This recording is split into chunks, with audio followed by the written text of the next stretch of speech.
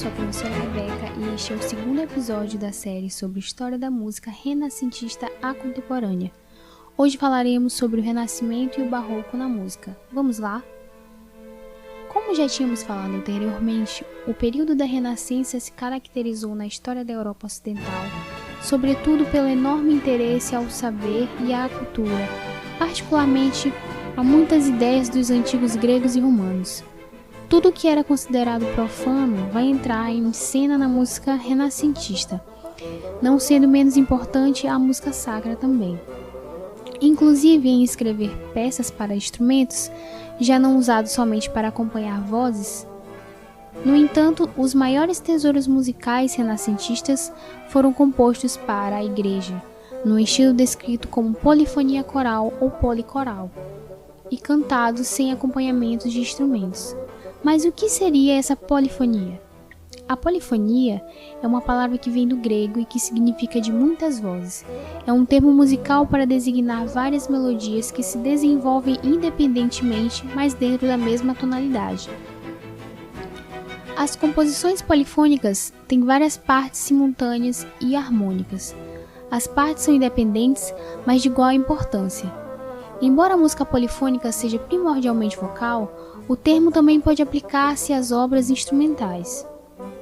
Assim, existem também vários tipos de polifonia, como a polifonia solística, onde 3 vozes passam para uma polifonia coral em 4 partes, usando uma pauta para cada voz ou instrumento. Na Basílica de São Marcos, em Veneza, haviam 2 grandes órgãos e 2 galerias para coro, situadas em ambos os lados do edifício. Isso deu aos compositores a ideia de compor peças para mais de um coro, chamadas policorais. Assim, uma voz vinda da esquerda é respondida pelo coro da direita e vice-versa. Como exemplo, os motetos, que eram peças escritas para, no mínimo, 4 vozes, cantadas geralmente nas igrejas e não tinham refrão, o que era designado de música vocal. Já na música instrumental do século XVIII, os compositores têm mais interesse em escrever música para instrumentos. A maioria dos compositores ingleses escreveram músicas para o virginal, instrumento de teclas. Foi no Renascimento que surgiram os primeiros álbuns de música para instrumentos de teclas. E por falar em instrumentos, alguns tiveram bastante difusão na era renascentista e barroca. Muitos originaram-se durante o Renascimento, outros eram variações ou melhorias de instrumentos que existiam anteriormente. Alguns sobreviveram até os dias atuais, outros desapareceram, apenas para serem recriados a fim de executar a música do período em instrumentos autênticos. Como nos dias modernos, os instrumentos podem ser classificados como latão, cordas, percussão e sopro de madeira. Os principais instrumentos usados eram divididos por famílias, como é o exemplo.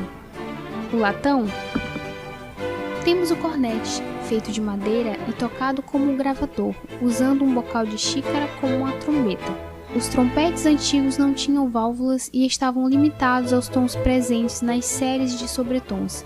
Eles também foram feitos em tamanhos diferentes.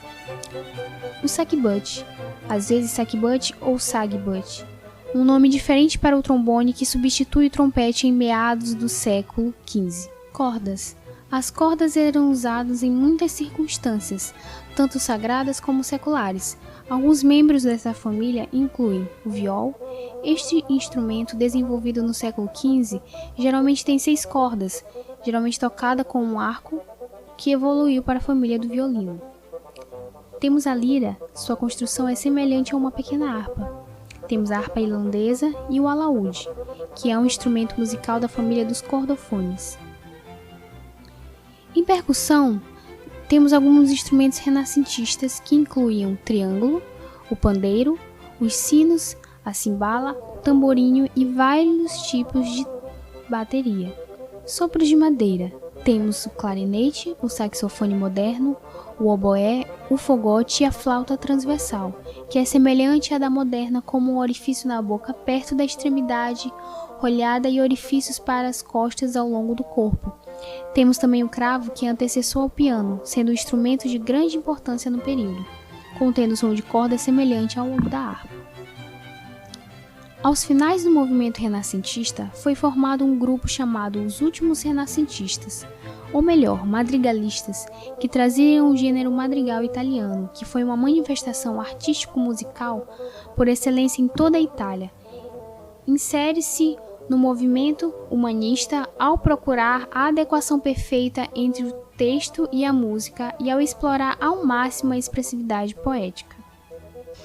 Junto aos compositores madrigalistas estavam o compositor Giovanni Palestrina, o maior de todos os madrigalistas italianos. É considerado o compositor que faz a transição do estilo renascentista para o estilo barroco. Após a fase da música madrigalista, damos início ao barroco. É importante que saibamos toda a sua construção e as fases que foram importantes para esse movimento. O barroco musical se difunde entre os mais diferentes países, como Inglaterra, França, Portugal e Itália. Os gregos antigos haviam escrito repetidamente sobre os poderes da música de incitar paixões nos ouvintes. Entretanto, os poucos manuscritos da música grega antiga conhecidos na época eram pouco compreendidos, o que permitiu muita especulação sobre a sua natureza. Seu início, entre 1600 e 1640, foi marcado pelo estabelecimento da ópera e da oratória. O movimento barroco se iniciou com a obra de Orfeu, de Cláudio Monteverdi, no ano de 1600, com a primeira grande ópera da história. Estendeu-se até 1750. As 4 estações são 4 concertos para violino e orquestra. Podemos dizer que o movimento barroco foi uma iniciativa da Igreja contra a reforma protestante que estava crescendo na Europa. Se na Renascença as artes estavam sendo influenciadas pelo desenvolvimento das ciências e da exploração, podemos dizer que o barroco se iniciou por conta de uma disputa do domínio religioso. O período barroco foi marcado pelo advento do sistema tonal, onde os modos litúrgicos abrem espaços para os conceitos da tonalidade maior e menor.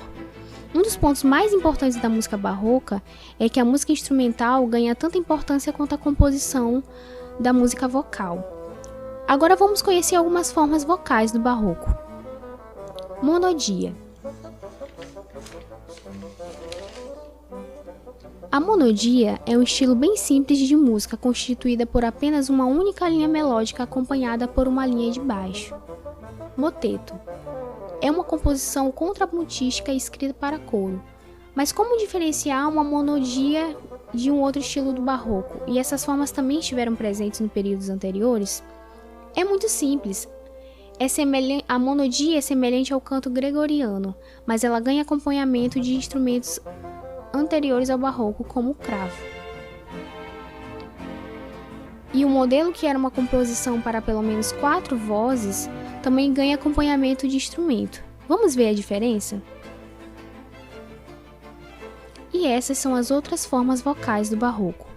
A ópera, que já citamos, a oratória, que era semelhante à ópera, mas com temática religiosa, a cantata, que misturava a música e poesia, o recitativo, que era um estilo meio falado, meio cantado, que poderia fazer parte de uma obra maior como a ópera ou uma oratória, e a área, que era uma peça vocal solo que faz parte de uma obra maior.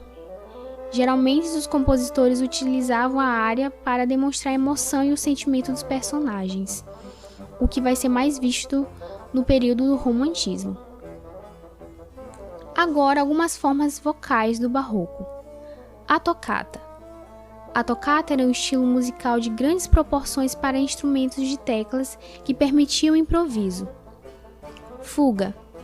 Era uma peça embasada no contraponto imitativo com a sensação de perseguição. Suíte. Era um conjunto de peças para serem tocadas sem interrupção. As peças de uma suíte deverão sempre estar na mesma tonalidade. Era uma música perfeita para dançar. O concerto. Eram obras musicais de grande porte e proporções para orquestra ou solistas.